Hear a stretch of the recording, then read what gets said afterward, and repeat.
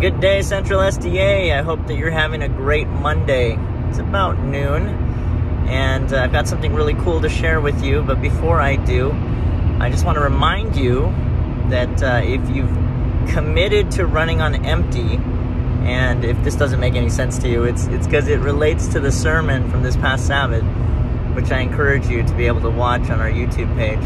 Anyhow, running on empty, I'm going to share something about that in just a second, but if you recall, I asked you guys to do something for me as I seek to ask God's will to do the most of what He wants me to do.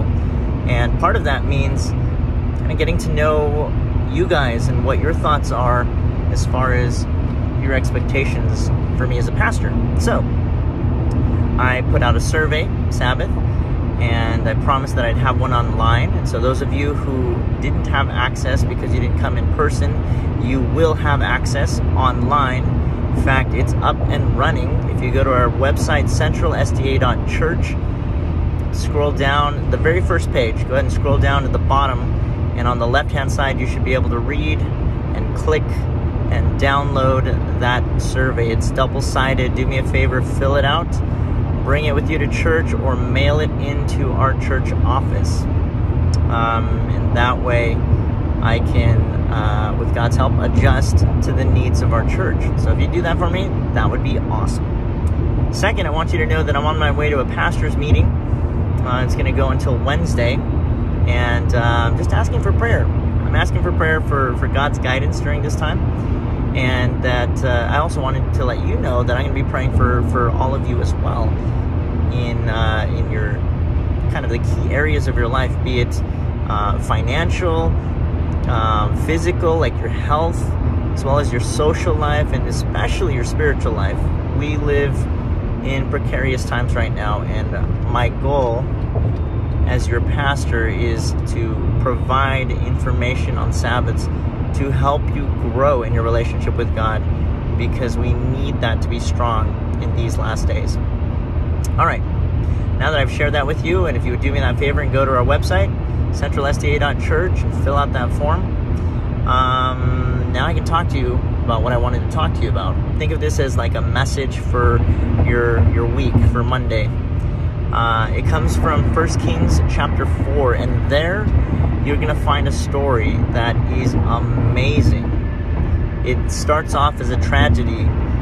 There's a widow who comes to Elisha, the prophet, and says, my husband was one of your students, and you know him well. He served God for all of his life, but he has passed away, and now I'm distraught because there's a creditor who's come to take away basically take away everything, and I don't have any money, so he's threatening to take away my children as slaves, my boys.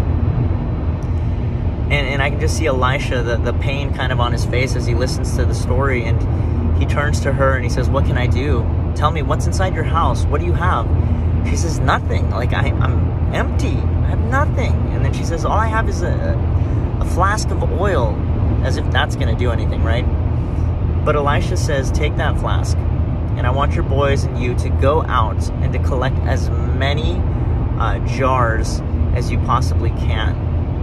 And then close the door and start filling all those jars with the oil from your flask. Now that sounds kind of weird, doesn't it? Like, who would command someone else to do such a thing? Like, it just seems kind of heartless. Why not just pray over her and pray a miracle, right?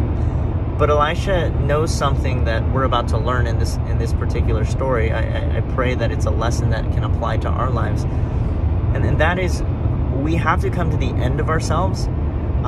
We have to find ourselves empty of self in order for God to truly begin the process of filling us to overflowing.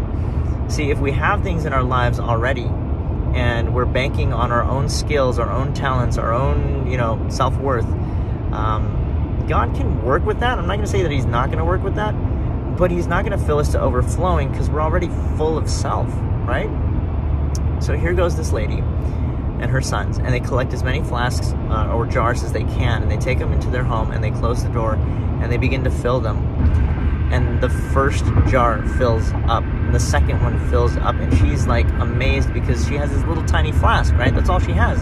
And she's filling all of these different jars to almost overflowing. And she's just amazed by it. And she tells her kids, give me one more, send me the next one. And they're like, we can't, we're done. We've filled up as much as we possibly can.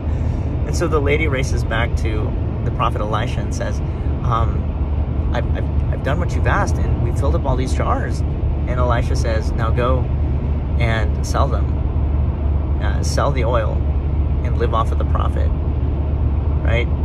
Live off of the rest, the remainder.